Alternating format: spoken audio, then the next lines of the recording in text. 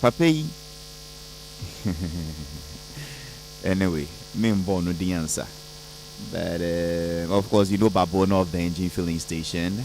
You know Mr. Justice of Royal Spa at West Hills Mall. And then his group, they are at Kings Drive Ghana Limited. Omo tags the work and pin. Omo 5,000 cars. The Abagana say between now and December. Omo work and pay. The way here is a recommendation. Into omo D4 kumchacha or be recommended the amount. 5,000 cars there. Ubompaya kakra unsa they can be from Kings Drive Ghana Limited.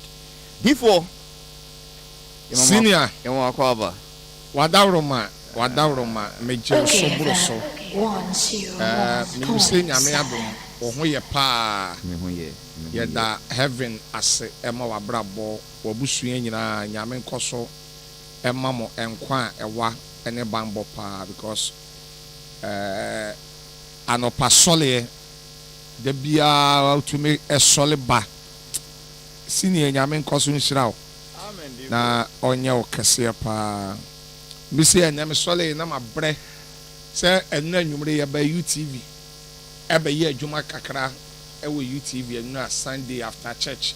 Okay. Ene ayi mini aba amasapon nkoma enti no ene me sole na mabre pa but na se word we sorry ana soli se me sole ye me soli okay no say me dey me twi no nye nti really say o me sorry ye me say sorry na say yesuya na ye church so enu ye de hin ye den church enu so ye sorry ana sorry asoli enye ar oh wo de el ni al ni nyina kafra baby di for me dey mean dabi wo de akeni nyina afra dabi ma wo ba bi apese ofuri ba dabi me ma wo ofuri o mada nti ni kraga ni say wo soli ena no peyi ena wo ya soli kakla wo anti wo de me ma wo ofuri o ma senior before wadaworoma wo hwe meti ya dabi ya na metwa no sakula kama na me baba ba ko a wo yime e wo tuba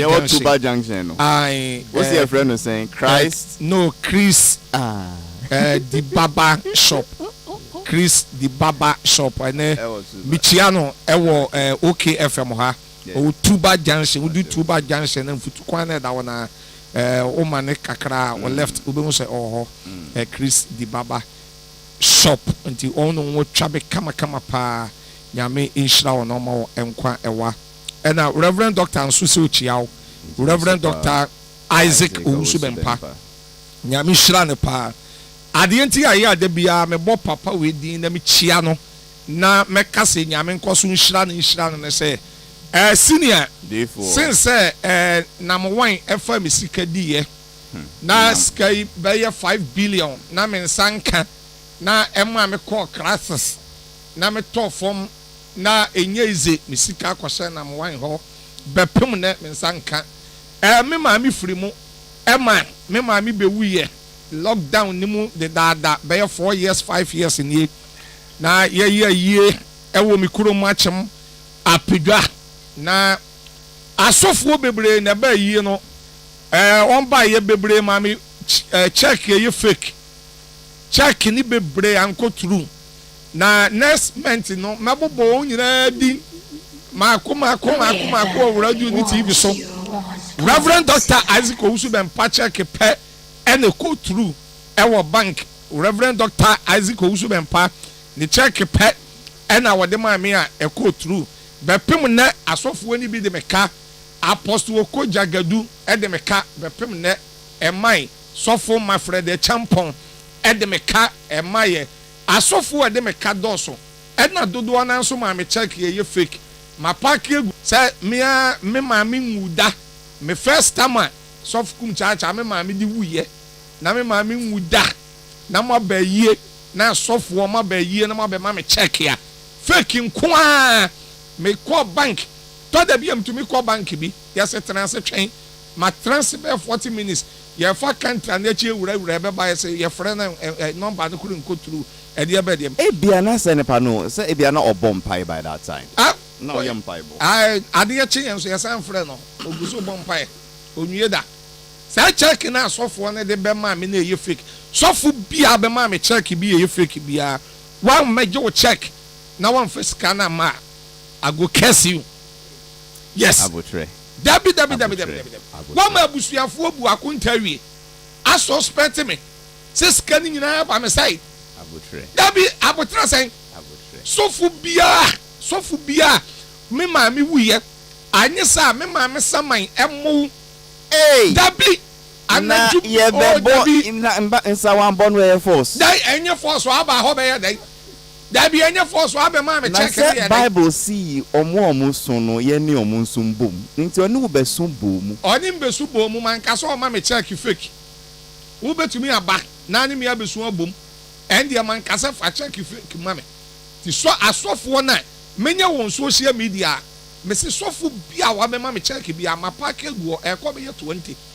Ha. Prophet Nicholas says his name. My member and the members. Reverend Dr. Ziko Usu Bempanya.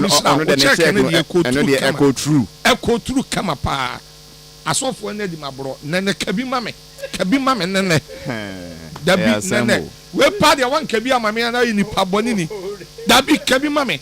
Nene beneta kwa mpem kwada okenu crash ade ni onyama ma hye na si mfie bebre aye dwumadewa wo hye na si onkata hwe so obie bibia so wa de kireo nene beneta ya kwa oye mbema ku panyin wona sorry Word Soul Evangelical Ministry nene beneta kwa ofri ada eni krobo mima wakwa ba really Zaddy. That's my name. Because Bobu Siena Papa. Then we gonna go same out. Oh, the weekend was great. One question. Debbie, no one more beer check. Me, Debbie, one bones and beer. Debbie, me to climb the Crobo. Echo dia fashe fefe. Mayim festival. Na Halifax. Unia ba Asabia Cropper. Yeah. Show. Mami who say yes. Even though me mami no, but Halifax aka ampa musical ibi omuye concert show bi omuye na onu no ye the main you see the highlights no a drone is mami be full stage. Oh, in fact baby I say honyina wow musicians or mobile live band no the longer they grow, the better they become. Oh yes. The older they grow, the better they become. Better they become. Like then you have Bema Kenteman. Almost say Honina. It got to an emotional point. Now checking on I was right. Got to an emotional point. In fact, I was asking myself because Obetu Depot custom no am crop for depot. The manu jamu no for the guso. Yeah. Up to depot nyum bi no. Na no for no ya mo the guso sa draws what anyway. Yeah. To depot nyum na. Na say I can do now. It got to a point I was whispering to some queen mothers beside me. They look at how faith works. It was depot that sent these people away from Krobo. And today she is back after many years. But only grandmother and a fee Krobo, a koi, because of the Puasen. And today, many years down the lane, we're going back to Krobo, singing the same depot songs and the way people were dancing. I said, wow, this world, this world. But Halifax, all said and done, no. Oh, I said, if I fairly use that. That's money. I get it. And na papaya sema okay you I mean answer na me start me show. Papaya nye no ye crack. Papa no dey na wanya ne yi. Papai. Defo. Ai. Ono omo man no check na nko true. Bone be. Oh, and yes sir. 1 year ni ye sir, he has no right to talk. But how can I say anka next month? O see no di din no beba. O see fie mienu. Minim. O si wa ma wo mu wa twen na se de on tumi bio mi. Se obodin bi sabepe. Ya den no bo ko dagado. O si friend no say din no 20 nti wa about 3 aka 70. Ka say o twen. 3 na ye ne ya pa. Because say na omuti say na oni omuti no. 3 na me boy no o de o wan fa check ya ma o. Oh okay. But just say me dan won ka. were different things, different issues. So every and champagne maybe Apostle Ko Akman on a year maybe and Prophet Mafred the Champo on a year maybe, but I won't know me down. Okay. By 4 years in years, I want mother. Obi amawe ya who done the car then. That be Massa. O mo di fake check buy and do me to was. I know I share me boss on the someone. Also, say when you hear Pastor Uchemu, Prophet Eric Boahimo. Amo dey from do the do. Seriously. Talking a do. Seriously. Yes. Give somebody fake check party. There's a difference between a fake check and a bounce check. Well, okay, but if you the signature, no man trust signature. Okay, and by ye, I got date in 1 or 2 weeks. Bounce. Yes, okay, I got it right. Tell a no from on the sun count. Yeah, they are but men of God. They cannot. Osofo mo na oko bank. So kwako yisika. Na bounce 20 times. No akofi. Following day, no akọ another bank. We see this bank, something bank, no alcohol. Or also no alcohol transit car, but who said not tell us, no, which one was your name?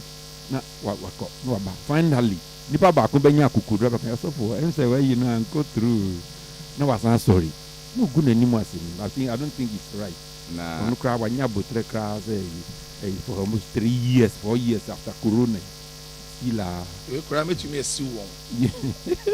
Oh, no, crap, to me a sew. Second, what do you call it then? And then, Mammy, senior, if no say, Yenny Nasha from that. But I won't say, yes, I am a bush, for Nebu, I couldn't ask away when it's cabin there. And see, we just a cow to come home. Oh, said ya, baby, a free a crochet or the quiet, the other back crochet. Na what they were sorry offering for share and ye. Offering and Casemo. Is he a ma? Baby, and you know what now they can say a sorry offering, Mudi what we do. Say move and yanya media, say a mopas as of for them. It's a swallow offering, dear. Say, where a soft one hour jar for the bar. After the bono, a bin a deep preacher of radio so, a preacher of TV. Yadi between water bay, light bay, and yadi tria a soft one a cayenne me a home a juma. And I said one a yammy a jumano. You could say, but young fowl a fallable and coming yame. Young can straight to say, only yadi yamijuma. At this sponsor gospel, Mudi be woman. Ah, yadi be what you according to 1 Corinthians chapter 9, verse 13-14, Paul said, Owa wa kensem pani didi nsempa ho owa ye nyam djuma didi nyam ye djuma ho obi ene wo ye adjuma e wo OKFM a okwaji ni pay wa Adom FM ene obi ene wo ye footballer a okwaji boxers for epe pepepe enu nti na mu ye nyam ye adjuma no mu beji mu pay wa nyame ho daa chi se ye ko asura himmen mu a enye enenene mu si offering ya mu pay there be a teacher for no so onkwaji wo soro na so for there there be ye je wa ha esro de ye bonus all that time you so you na teacher for there yaka as a teacher for there on aketu ya wosoro on aketu ya wosoro so what be that that's a me secret to agumenum nti prophets come chacha asofo for no ye to collection wa sorry a mu dibi like mu de to aduane di wo menum so for ye to yaneka so fallacy are you to yan ka de wo dibi eti na me kase men kase wo di ko me nyame me no ade ba ko a me di sofo ya na ewo me mu say I say we dey me di fam I say obi ye prophet and obi ye sofo na ye wo say oba bia ana say e mani bi kura na taisia coincidence sa that wa ka kire wo ba na say ewurade say min kodwale wo ewurade nkeka say nkwase asem no wow person kodi nkwase asem kodwale na kodwale no ewurade bie no won mo tumi keka be ma bi anano mo ohun oba na opena me ena me kobo mpaye ewurade se me nkenjo se wo ye me yele eniama bi o wa me mfa ewurade di me so wow po oba na wa no ye mfa palo kontom kate sister I love you me pe what ase don't use ewurade me ade ba ko ya me mpe eni se obi ba ye da bi ewurade the moment ya wo ye ewurade e bia na nya ewurade a wo de asem hye ewurade eti sabi ye bo afode ya be preach wo radio ene ye preach wo TV ene radio a ewo kurom wa na akese bebre owo a preach ya 30 minutes ye 2000 30 minutes 2000 TV akese 30 minutes ye be 8 million 8,000 eti wa ye nyame ye dwuma awie ka kira wo members na ete won say mon support nyame dwuma yemfa bi nkotu ya radio emfa bi nkotu ya TV yemfa bi nkoye crusade but men kase ebia me jisika na ko me nyame oho de yete wase o se wo di offering no bi kotua nyame adwuma ho ka yete ase ba wo pese wundi de ko ye dwuma na se nyame dwuma ye adwuma wunye levite dabi nyame dwuma ye adwuma 1 Timothy chapter 3 verse 1 waso obi fa nyame dwuma enti nyame adwuma no mo a mo yesofo a mo preach no pe na mo ye nyame adwuma ba chorister for ushers for omo pin epipa sorry dem some so omo ye nyame adwuma ade na offering no de mo fa bi mo so mo nko fa omo fa nkoto banko ofi okwa asole akese a se omo a wabobom ndi ne ade bebere tua wonka churches ni bebere tua wonka once you full time ministry. Thank you. Self full time ministry no you tua nka because one to me say etina obi to me mebo organ e wa asole mebo drums e mebo instruments wa asole na wo wie na aka osofo ka kire ne se kọ na asumdwe nka wa sa asumdwe ne yankwase asumdwe pa bibi ma no da bi yesisi etu won ebo instruments organ guitar ni de be no eseso won nyina yetua wonka twade we ya ye boy ye friends ne boya trumpet medase ne boya ne wa beboa agina crusade ase abone be 4 hours na wie ya wo se nyame dwuma all the support nyame adwuma no da bi all the support nyame ye dwuma but odwuma ye ni bia ketua nso fata no eti wa support no dwuma oye dwuma ye ni ese adi enye business o eye nyame adwuma adoma chie de na odi bo trumpet nyame de che no kwa nti ese hombo no kwa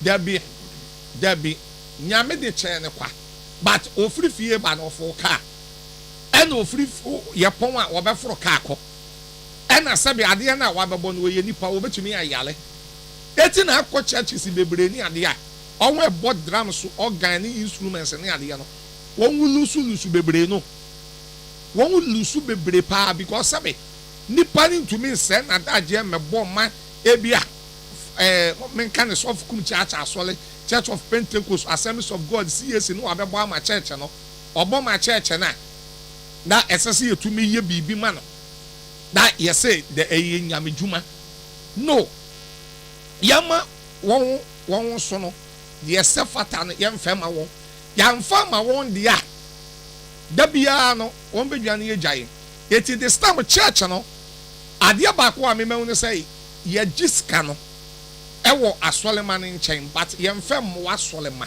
is too bad one sentina say the whole Ghana o pesofo a wo ni papa eye prophet Stephen Adum Chedua Philadelphia. Thank you edenti no wo ni pasa o to me the day e to me check 100 billion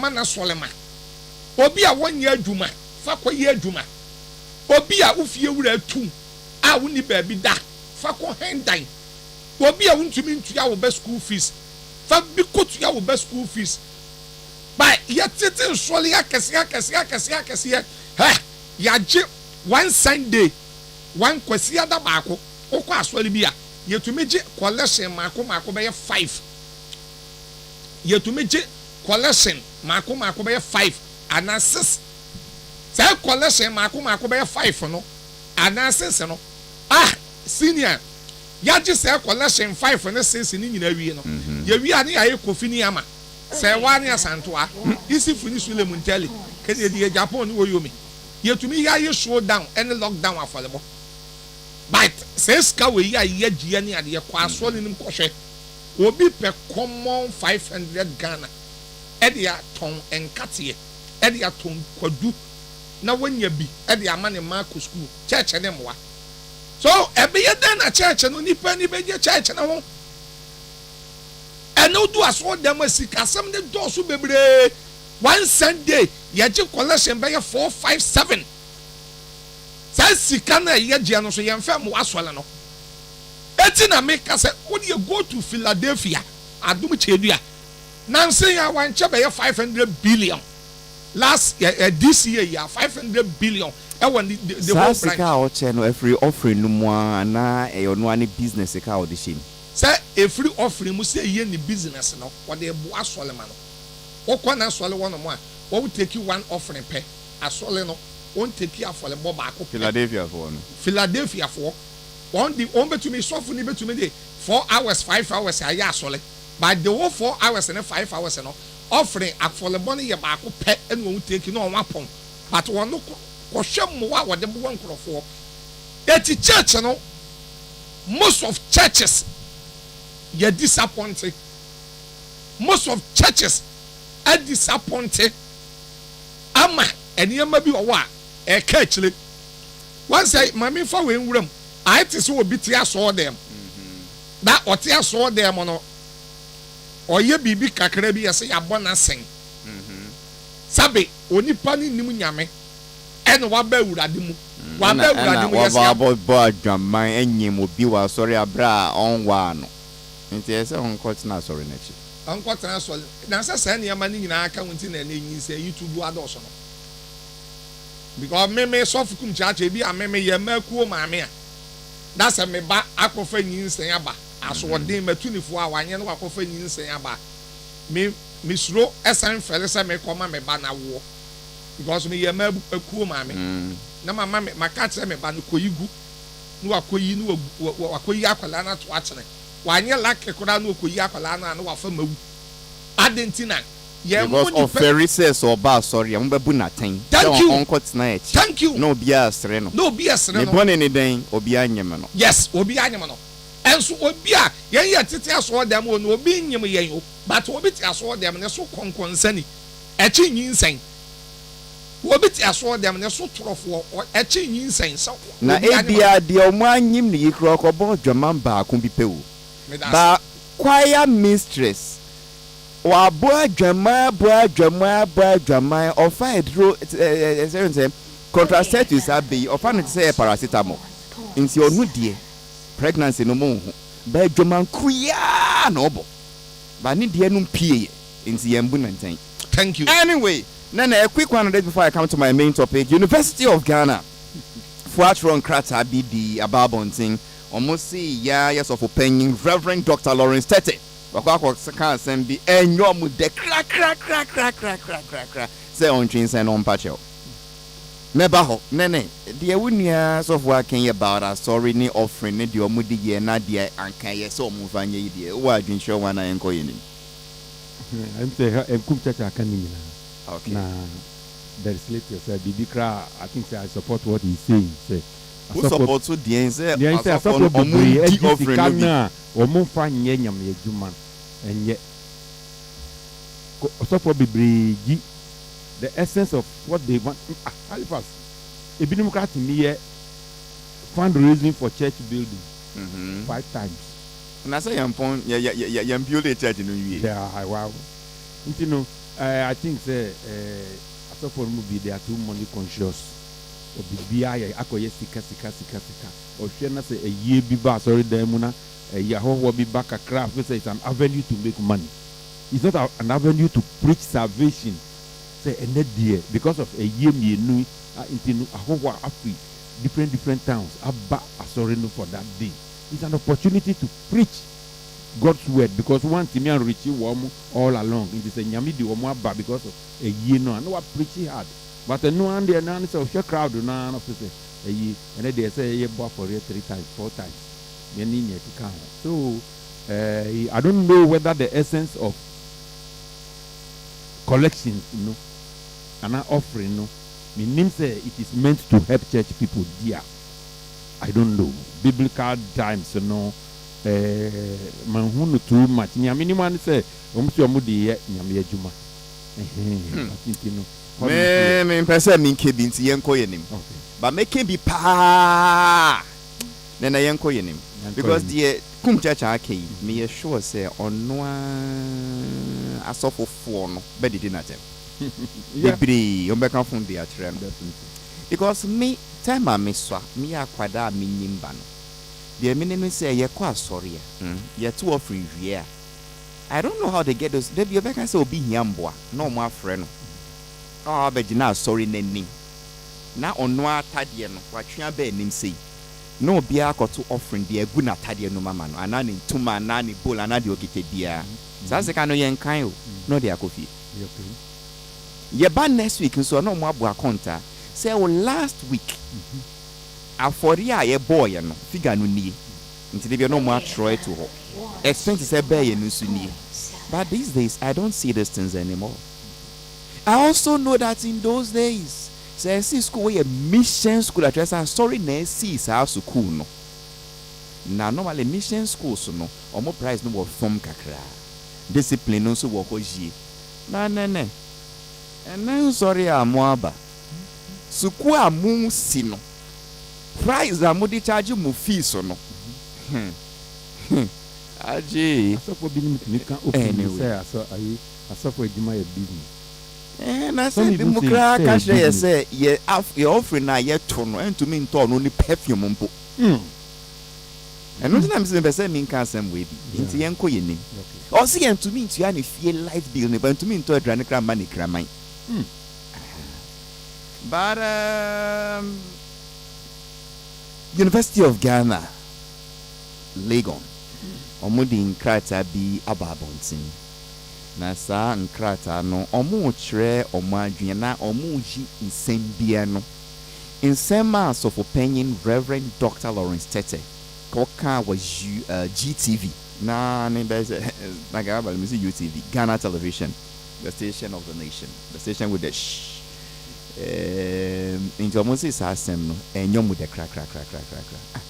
Then Lawrence Tete kaya and University of Ghana for the Nkrata Epia Bontia Omu Yinan. The number of boys and girls in Legon who are HIV positive, you have the biggest shock of your life. This is sad, and I'm happy I'm saying this on national TV. Some of these young girls and young boys already on campuses are living promiscuous life, and they have already contracted HIV/AIDS. These are there are people I have prayed for on campus as we Yes, sir. And I'm not talking about 10 years, 5 years, 2 years. In fact, in the past, just listen. Sometimes you come to a close. Well, I go to campus a lot, so some people then but it's sad. And if some of them tell you how they get into it, because what is happening is that some of these girls go to the places, and then when they come back, they also connect to the boys and girls. So a lot of people think you're getting a boy or getting a girl. The number of boys and girls in Legon who are HIV positive, you have the biggest shock of your life. This is sad, and I'm happy I'm saying this on national TV. Some of these young girls and young boys already on campuses are living promiscuous life, and they have already contracted HIV/AIDS. These are there are people I have prayed for on campus as we Yes, sir. And I'm not talking about 10 years, 5 years, 2 years. In fact, in the past, just listen. Sometimes you come to a close. Well, I go to campus a lot, so some people then but it's sad. And if some of them tell you how they get into it, because what is happening is that some of these girls go to the places, and then when they come back, they also connect with the boys and girls. So a lot of people think you're getting a boy or getting a girl. And see, dear Reverend Dr. Lawrence Tete, yes, of opinion, patch, audio women, and say, University of Ghana, Legon 4 students on more campus, Honomono, Omwenya HIV/AIDS, no. Edoswa brass afiga no enye asemkitwa kra eye ahumeti na eye ne de se ono Dr. Lawrence Tete oka asem we e wo national TV so se onim bi oka enye se oboni trim no oka na atisem onim pa pefe se mbranti ani students of University of Ghana Legon ba ni be ma nyina omo HIV AIDS yadeɛ no ɛnyɛ asɛm ketewa. University of Ghana, Legon. Na osi onim because sa omo wɔ hɔ no ɔtae kɔ hɔ. Ɔtae ne omo bonkomo, ɔtae ne omo yɛ mpaebɔ. Na ɔtae ne omo yɛ counseling. Nti dodoɔ na omo like omo abi omo anu aka sa asɛm na kyerɛ no. Nti onim deɛ ɔka paa. Na ɔkɔ so aka sɛ onim kwan a omo fa so di na sa HIV no. Say mbaa no bi mu anadwo a omo kɔ bojantra ne krakra na ne adwamambo ya atopabɔne ya enti sɛ nipa about me ni bi kɔnya omo ba campus back ne omo aba bɛkyerɛ ne te sɛ esura brodo ama obia sɛ wo de wo nem sɛ we wɔ AIDS we wɔ HIV wakɔ krom wakɔ akɔnya ne HIV ɔba na waba bɛkyerɛ University of Ghana for see assembly and yomude say Dr. Lawrence Tete on train sign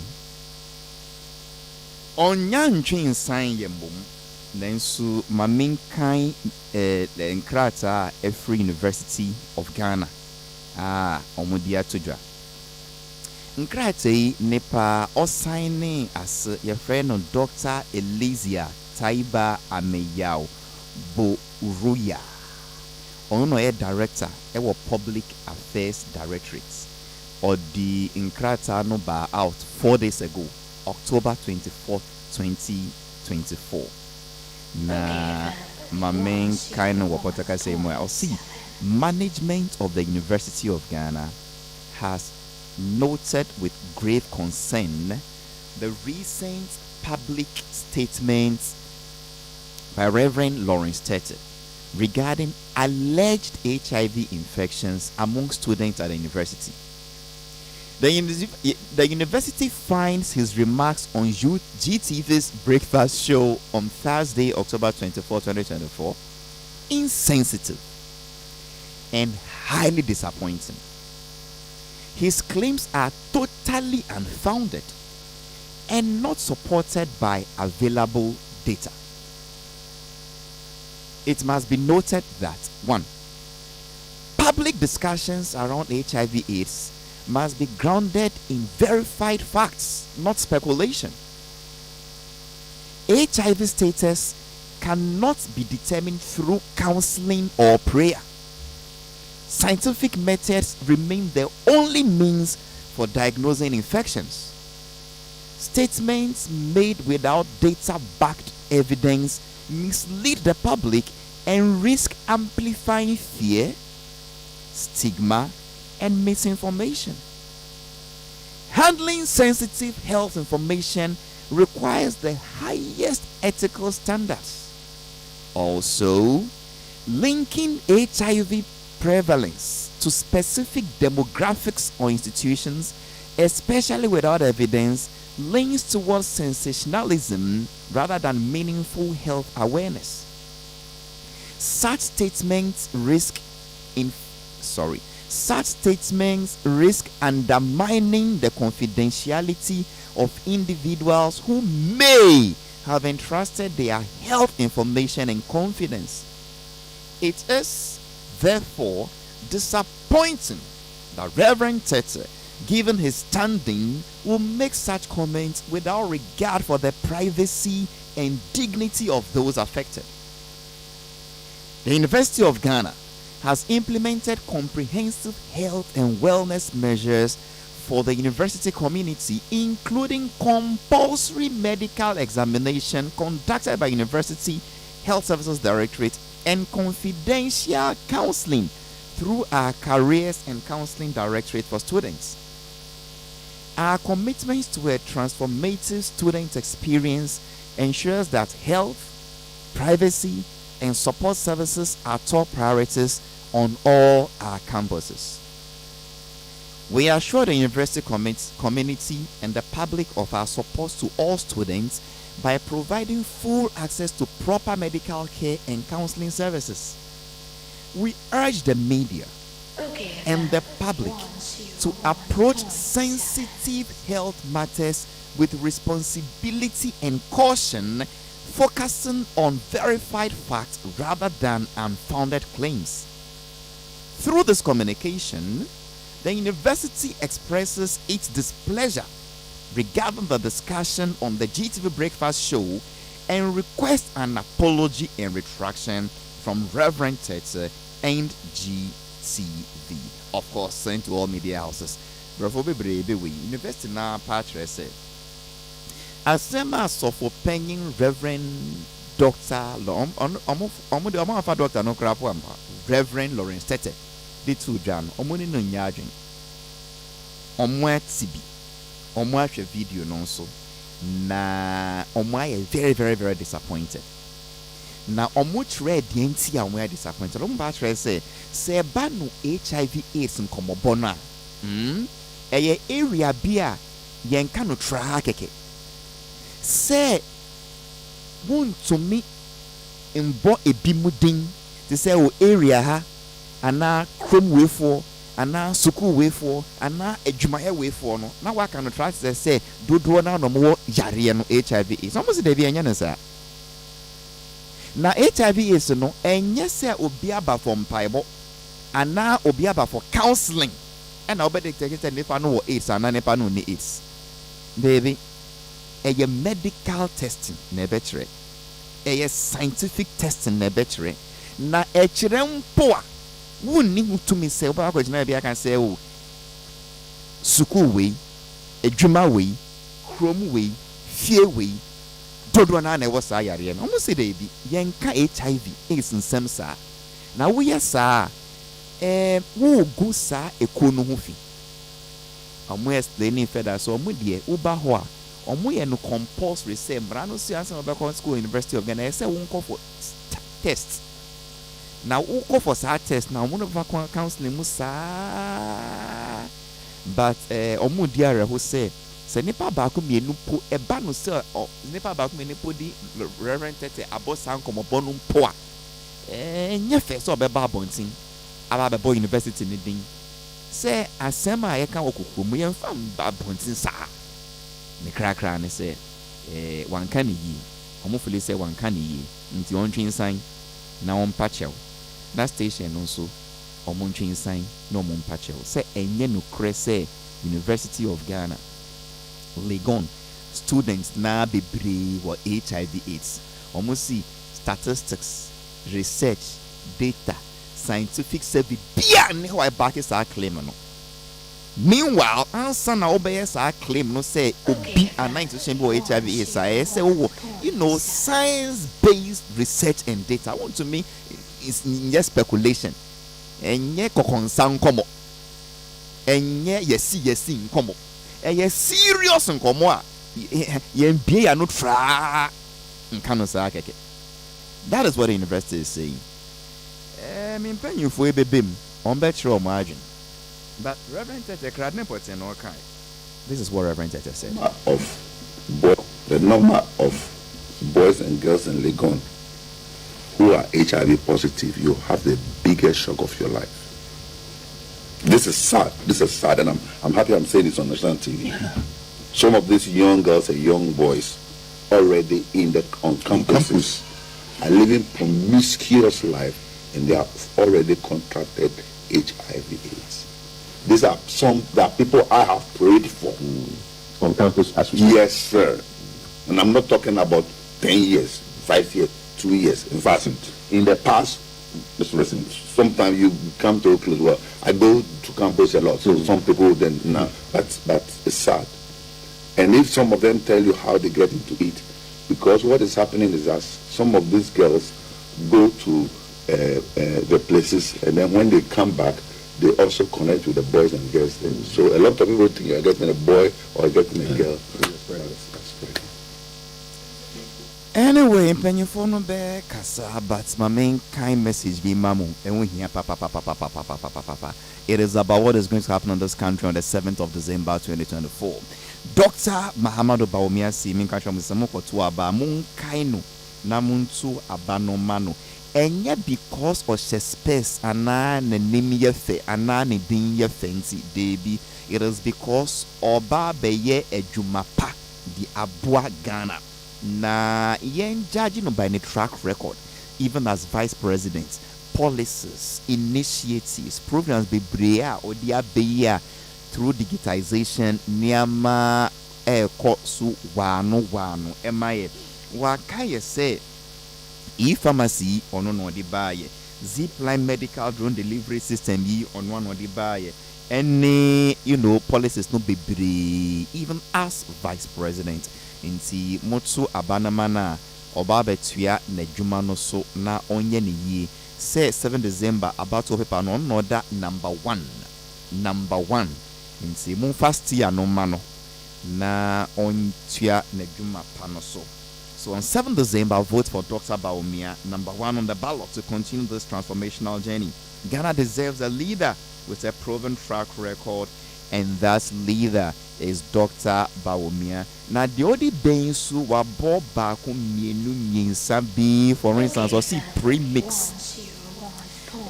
Omo kopo no afare for no or see premix and same be afi bia the problem kese bi ba. Na inso Ghana ha area ebo free obi antua ansa na area bebo into your motor bi ba outboard motor and use premix and use solar power into area bo pair na a power machine no won fa premix bia and she move to me dia call Apple for 7 days 8 days 9 days 2 weeks still outboard motor no wa holding or see oba. In fact, also started November in the year or the outward motor no by one of his policies. Now or the banswa we afare for wo couple who need seka obeto no boom kra mensuro on the facility be ba I would have got show within keke. Now one name son on be ya unsa the kimbi. Several other things are or see or diba and unsa na yese monto abano mano oba betrene Ghana mbrantie ba 1 million. Na mateso almost started training centers no podada into digitization. Sena over to me edi digitally aye juma anya kakra de asha wo botom wuti wudem wo wudem wo da won paso kra wo ye juma no ane so okta wo phone kitikiti na and it goes on and on into the krakra na say muntu abano mano 7th December on na order number 1. In case you just joined us, I OK 101.7 FM on the best entertainment show. Reverend Dr. Lawrence Tete na semono enye University of Ghana for the 10% na Dr. Tete akoka na no akoyi kamani or say the number of boys and girls in Legon who are HIV positive, you have the biggest shock of your life. This is sad and I'm happy I'm saying this on national TV. Some of these young girls and young boys already on campuses are living promiscuous life and they have already contracted HIV/AIDS. These are that people I have prayed for on campus as well. Yes, sir. And I'm not talking about 10 years, 5 years, 2 years. In fact, in the past, just listen. Sometimes you come to a close. Well, I go to campus a lot, so some people then but it's sad. And if some of them tell you how they get into it, because what is happening is that some of these girls go to the places, and then when they come back, they also connect with the boys and girls. So a lot of people think you're getting a boy or getting a girl. Anyway, that is it. Nsemi yenkane saying, Papa no no krese wankane yi. Sana University of Ghana statements no pa kire no. And now no de enye adwinboni bia no kan de o de kan ye no. No krese bebre wo HIV is ampa omo abebo na amane time o ko so okoye counseling. No krese enka tro so mo nhwo mo ho so yi. Na say University of Ghana no the last time I checked jiggy undergraduate students over 66,000, graduate students over 10,000, foreign students about 1,000. Into Yemfano said there are about 70 to 75,000 students on at the University of Ghana. No muba pay counseling yibi. Out of some 70,000 students, no muba counseling the country and say, Eja, menya irso. Na minya irse no me chichewo campus. Se bema bia se wope ana oba ba bi wo Legon University of Ghana ena bema bia ba be si ne pese okowa no ena sa bema no ti sa message we free of opinion no ana kumentu no nja oba no ondwane ano insist say they be oba wa bra ko yet tell so wo is ana wuni is answer insesia me hu obi say Okosko University of Ghana me hu na me imagine then say we will be and now we may be. Anyway, I ask the questions, my elders answer. Nene, my mention is free with one son answer for penny brain. Hali. Yay. Reverend Dr. Lawrence Tete. Na sorry no din this. Meshishia ma o me take kakra but no more of an evangelist inti okoto. He goes round, doing the work of the Most High God. And from country to country, city to city. Na sorry no. Waka kire ye number of HIV cases omo wa sorry no mu a omo aba ne nimu a eno de enha no. Waka kire ye the level of promiscuity going on in the church. Eno no anha no. Na university there no na. If I tell you, you have the shock of your life. Sano can you? If I tell you, you have the shock of your life. On him, how many HIV cases I was sorry them? I sorry them, baby. Oko nyina ko bia sorry akesi. Don't people come to him for counseling, for prayers on HIV issue related matters? I don't know the one farm. Now sorry no, yeah, worldwide miracle outreach. Wow, okay. Worldwide miracle outreach. Is more of an miracle outreach, one collective number of HIV related complaints are omudia ban ho. Onusu odibe tujwa na legondieno. That's first of all. Now, GTV producer no of friend no minim topica edinu call home that day. Was he there as a specialist on HIV for him to now begin to talk about those things now? And now komodie bi keke na HIV be fame. To be fair to him, he didn't go as a health specialist. He went there as what? Full omo bo adan komo and we be fame about jantra for Munam Legon Lagos Avenue and I said and we be fame and now no kasa kosa and go school no ding. Good. Say all kasa no so can I say niama ekoso wo ye universities no nyan and he will be safe. But obo Legon dio say University of Ghana na send your can no say Legon no foreign students be brave ewo it is some parents here. How would they feel when you generalize? This is what we call fallacy of hasty generalization. Fallacy of hasty generalization. Yes, say nipa mienu never battery mama ye why my dear. Me dem nimpo say nipa mienu edi amuasem aba wenim na wa generalize say Legon for there say no mutie because nipa mienu edi omo asem eba wenim as osofo. Now when people come to you with such complaints as osofo, do you go on air? Sorry, no air can. Now it appears to me say Lawrence Tete Halifax Ansah this na saying kasa dodo. Na say na jumane so be kasa dodo say. He has freedom of expression. You cannot do much of a talkative on hasty slowly kakra. In some people say we say amusi omo can different things how do we be frame mu na it appears that some of our pastors they are more interested in popularity. Now I want them to know say popularity and fame, the two are not synonymous. Say we are popular among one nimo is different from if you are famous. They should have the quest for fame, not popularity. So be nimo. Popularity they are you cry popular.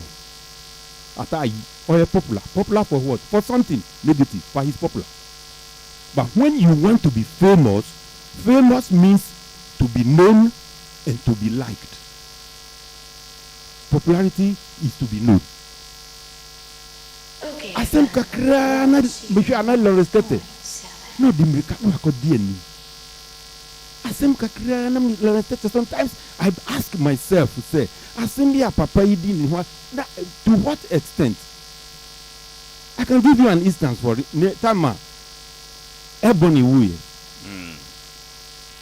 Prekupe na papa yi ena onu ni girl no have one of her last interviews.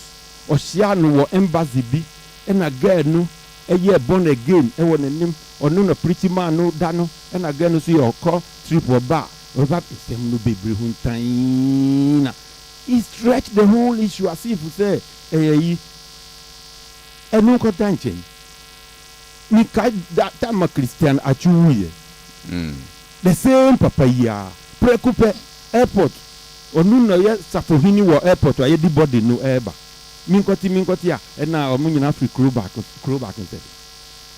We are fine, you are Dangbis, but we Lawrence Tete, you are from Chai Usudoku, which is clear. Achu is from Adan. Mekai say time LGBT beyen semsem bebre wo Ghana ha no. Sounds na sofo panyin kriya bie na no kan say obo krombidin e wo mpona no.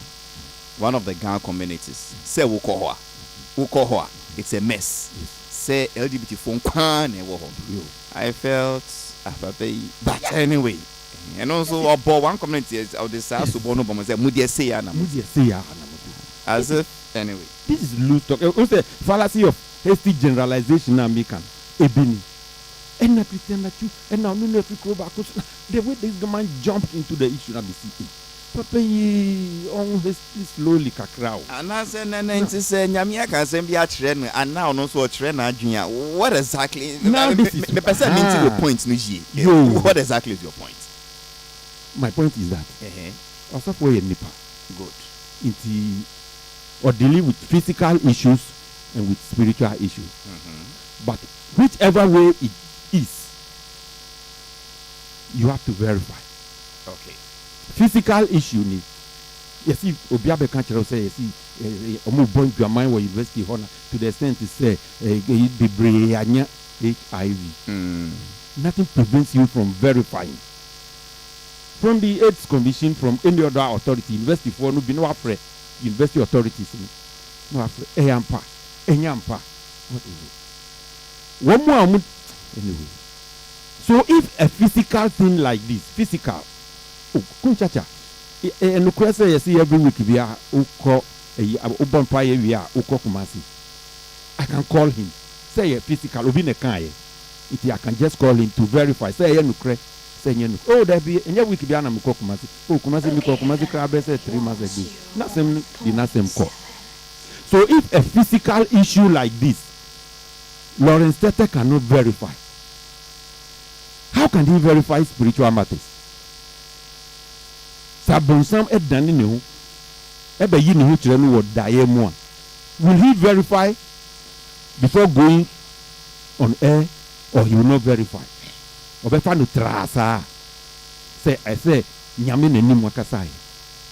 Then what if you be say ebia yemfa no say a protocol say they discuss HIV AIDS and seminal one respects our protocol no but ebia owo adwempa na owa kumapa eno nti no kan di okan no say nti yentu nkwada no fo na omuntu omuzip mu kakra na yemba no so omo like omo for mu nine to so akumapa ne adwempa no so ye di nyansafa nso kan etu uwo na ya sempa yes na wo di adwempa nso kan so kan sa semi wo asori dem mu po anka obi be fa ne say e asori mu dem mu asem na oka we dey wa be kan wo GTV where we are supposed to have intellectual discourse conversation intellectual one fafi gabiamba say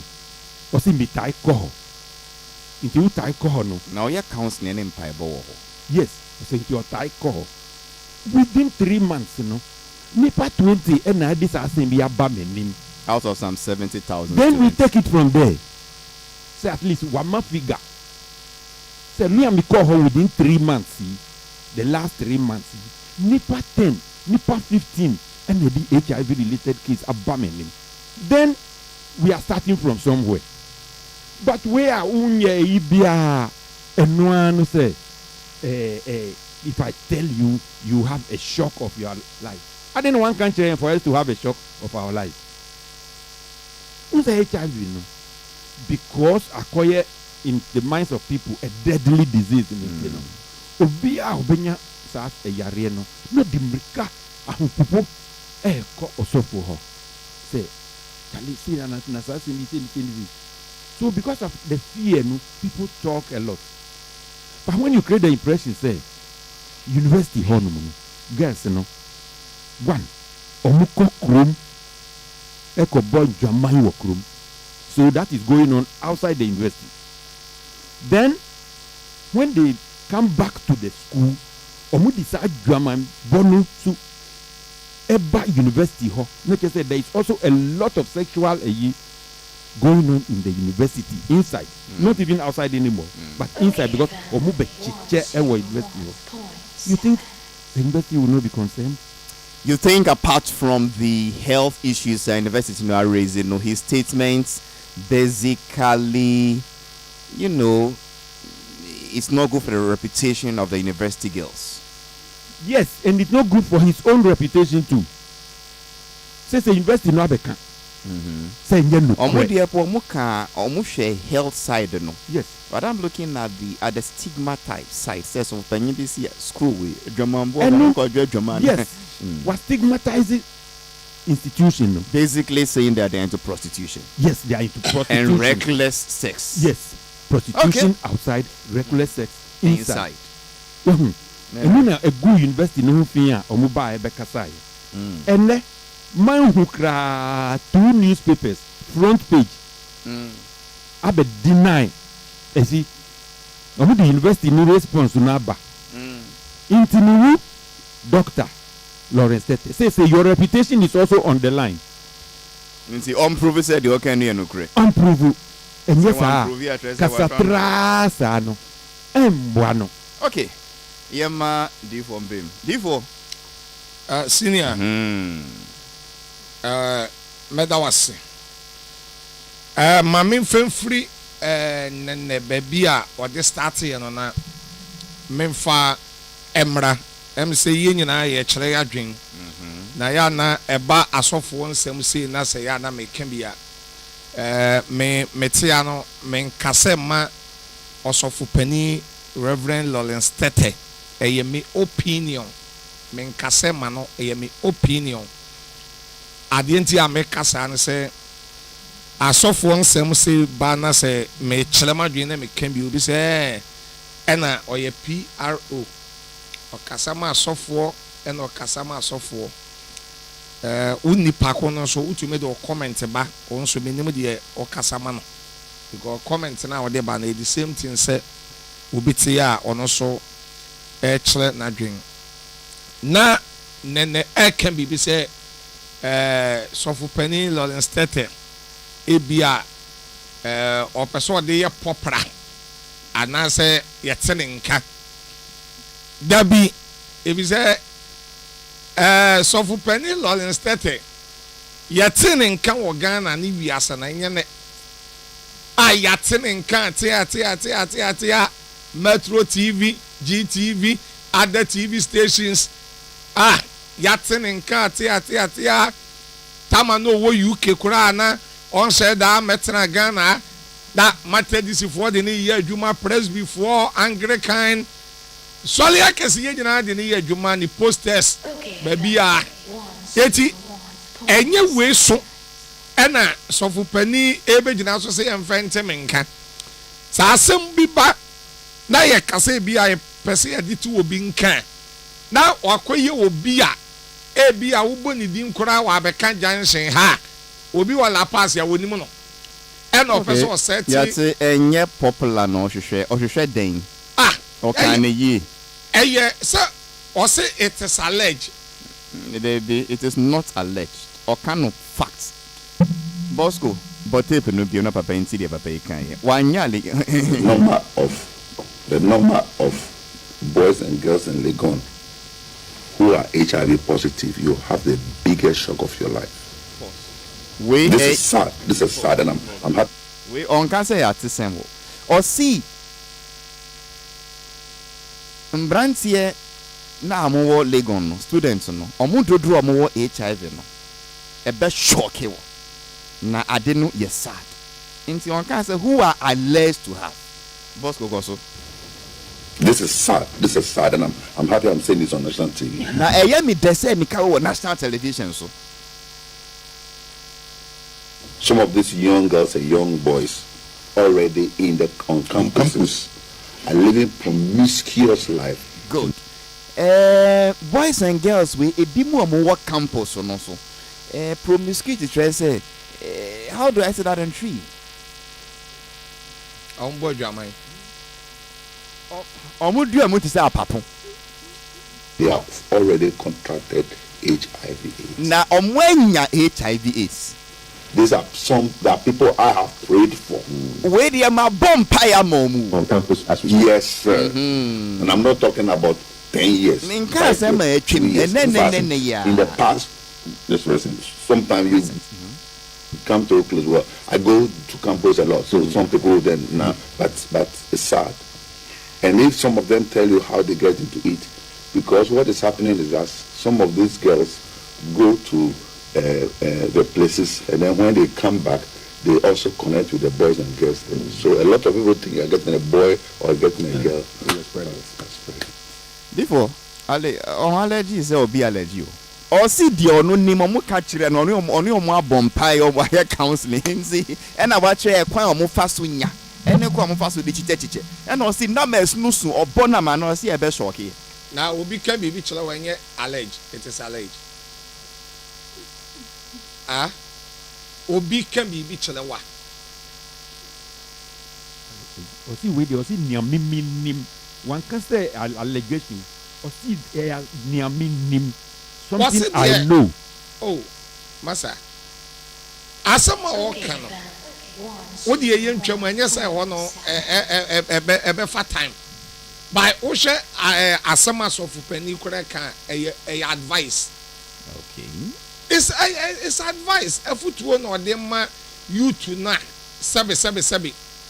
On yes ebo abrabo school mu ni ade a o maame on papa no do on akọ school da chen bi obeye minister MP obeye president obeye doctor obeye nipa kase bi na abrabo asabe e bi bo ene ade ye wo kuro mu ane ade ye ti bebre se sabe wosu emaye ayifo ibi varsity fo ibi ebi kogina ho dankwa sekre area ho ebi kogina ho eti sofu panin so no eye bia de obi ni nadi nkomo ne nhwehwe mu kasa bi akoso e na odi ye afutuo e de ma won se mo ne ye future purpose so, okay in school no patre so per se wo ma efutuo e wo HIV any AIDS nsensemo a enye nkokonsan komo se nepa miensa na wakodi kokonsan wo counseling na wakodi na bedwem na wo ka or see public discussions on HIV/AIDS must be grounded on verified facts. They said they would can enye se wo bo wo trim na eka ana artisemble not speculation and yes speculation David now see it cannot be determined also through prayer and counseling. Yeah, prayer and counseling sense says our topic no dear it is based on facts. Now the facts no way. That is all they are saying. Oh, senior. Therefore, media asama of penny kind of me when the bonny be a woman. Media the American say or ye advice our person what they may you to know say you to know and show who ye. On says Sabir, asofo to the beer and commodie muno utume de yakasa. Ewo baby, uboni panidi and enye. Uboni panidia ena enye batin komodie mu no utume de yakasa e de ma futuo ene ade ntime no Nti D4 7 bet na radio so echna anapa we dey example keke o mpatro example ke na mema fact be enum me dey my example na infam boy enkomo say say me bo Heaven's Gates Ministry D4 come church sorry no omo wo ho omo HIV is me bo amu yembe hihyimu ejamambo omo koma lagba we honum koyo omo 2 niama na no ma be chama choristers for ni prayer warriors for Heaven's Gate Ministries. So the what here now okay. And how? The what here the what you've not answered me. And how? I don't be having. Okay. The what here it is what can the woman answer me? Me yes of me yes of kum church me that's all no. Okay. But to me am on advice. Yenko yenim.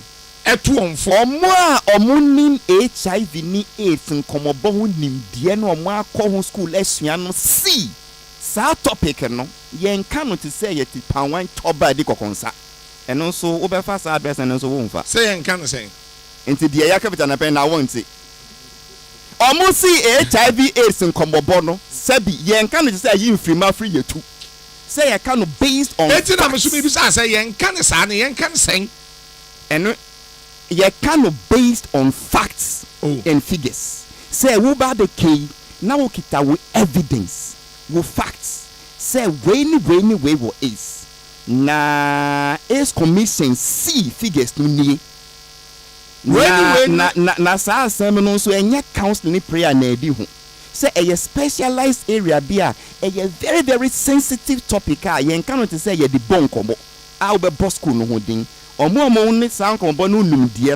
This is what they are saying. When it's over here, no say. When ade no a o kaso wo ace no kobo obidia eno kura na watomra kese na over university no dey no so Obo university ni a sabi school ni na wabo e na we dey year futu o mo ni personal affect school no any school for no in any way and se so on dey show on yi baby sell omudin ese on din wo kwan ben so ye ba nti sell omudin dabi nti obi unso obi school wo ho a unsa say wondwin say ana we obi ana we onni bi so wan kaso won nyina ana wo kaso won school mu won nyina senior wadawroma papa ne kasa ne sofu pani kasa no kasa won we school mu won nyina na sabe ya dwuma bi e wo wi ase bia no ye woni good and bad eti adwuma bia wo betumi ayusu bibi ti say despite media hanom ya wo enipa won ye good wa ha ya wo nipa enye good wa ha etu yusu ne sana na be ka say despite media won ye adwuma nyina nya papa eye de onipa ba ku bi anami onu bi ye ena am obi a wote akire edi despite media ye example say ye wo nipa eti say Mr. Halifax okwa we ye good eti no eye sa senior antibody nim me de ma obi e mo papa na senior senior me da say tamaso ye ko wa unu asofo uche ni program ne braso enti obi amomode emre bi the Rains House Chapel International na de efame ho adra ye ka body bia u ka wa se ma fi Rains House Chapel International one of Legon nyame ya adoma on the 4th to on the 10th November and a show no and a program no start will be amre bi a program a powerful dynamic Reverend Dr. Isaac Owusu Bempa baby Reverend Kwadwo Bempa baby okay yense date so on the 4th to on the 10th November it's Mohammed say ube to me na ahemati obe 108.9 FM 4:30 ochana nene yemre na betrim nene woni hwe kan biem hwe ni ho Messi uko Heaven's Gate asori dem pa aboshi eye betu onfo anyway but yeah I think papa no media migina baby migina na one can ye enna yes one can ye crack asem we die nanum afum basa intino on tell ni kasa we because we've given more than one or two examples or can them tra intino say LGBT asem bi ba wakobo krobi din a coastal town community bi say uko hono mu a say suban no na di hono mu nyina it's the same thing anyway me feel say yen fanye adisua when you are talking don't get carried away Obet to me the a football ama obi bra boy institution dia din ye akika say what it's a sensitive topic in nyina yemfa sua de obet to me ama advice no but once basically you are not stereotyping them, you are profiling them. Yes. And see sena yesua de koye nem no yensua, you know, international best practices. Then you know, found to your home. Don't go there. Don't go there. I am not doing it. Senior,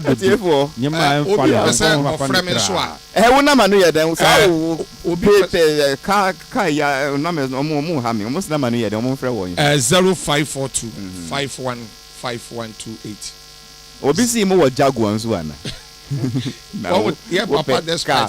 Me to be a mawati. New type an hour. Oh, yeah. Sanitary friend is saying. Oh, nene.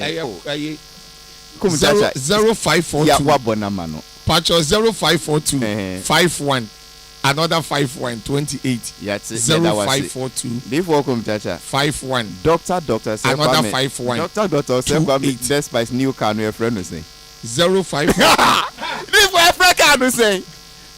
Before come chacha. In fact, doctor say Kwame despite new car no your friend was saying. 0542 51. Who buy phone number? Say what boy you? Now me see doctor say Kwame despite or the new car be a Africa no saying. After the car no dey. Obi a nim car no dey. Yes sir. 0542. Who the boka no dey na 51.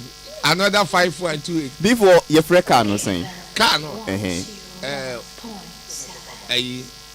Bugatti.